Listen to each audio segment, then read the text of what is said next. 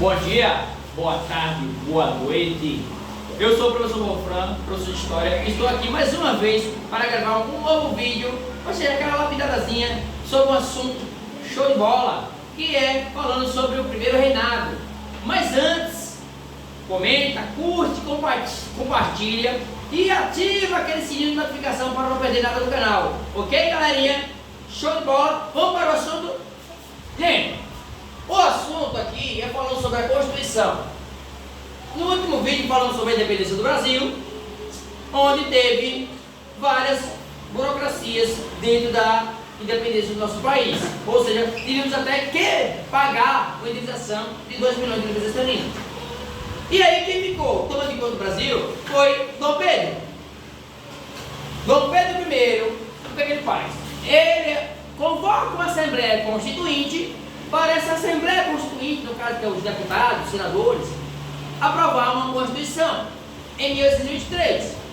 Porém, essa Assembleia Constituinte vai tirar os poderes do rei e, eliminando os poderes do rei, ainda vai dizer o quê? Que só deve votar quem tem no mínimo 150 alqueires de mandioca. E aí não é à toa que vai ser conhecido como a Constituição da Mandioca.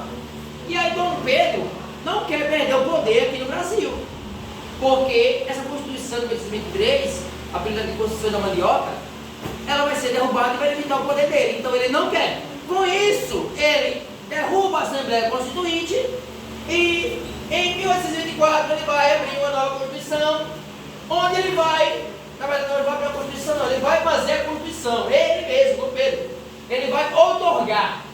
Mas professor, que palavra é essa? Que palavra é essa? Outorgar. Gente, outorgar significa impor.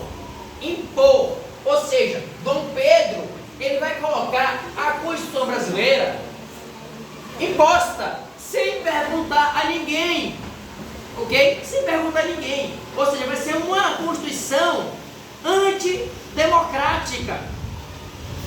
Onde ele vai nessa Constituição, vai ter o regime unitário.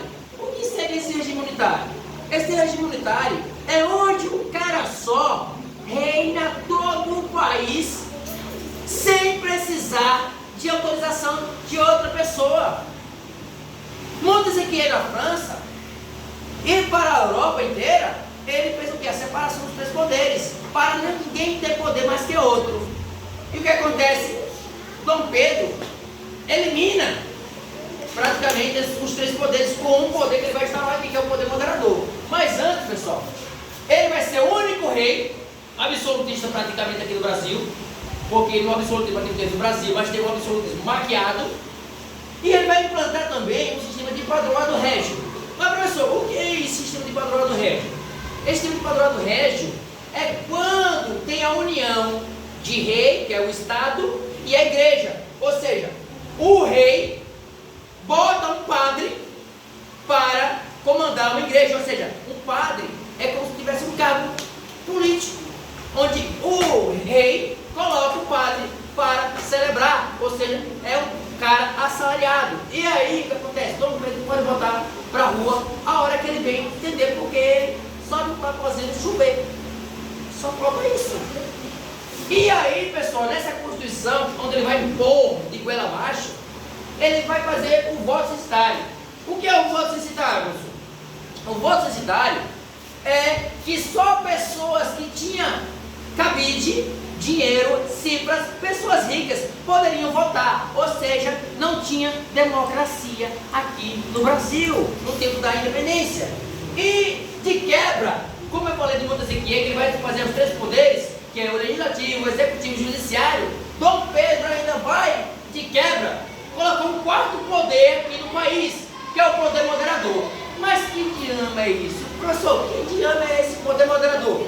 Dom Pedro vai instalar esse poder aqui, pessoal, para comandar o país sem obedecer a ninguém. Ou seja, o executivo é nada em cima do poder moderador, o legislativo não é nada em cima do poder moderador, e o legislativo não é nada em cima do moderador, porque o moderador, quem de fato comanda é Dom Pedro I, ou seja, ele manda e desmanda a hora que ele bem Ok, pessoal? E aí vai ficar a administração, a caída do Pedro, a queda dele, do Brasil, para o segundo vídeo, ok? No mais, é só.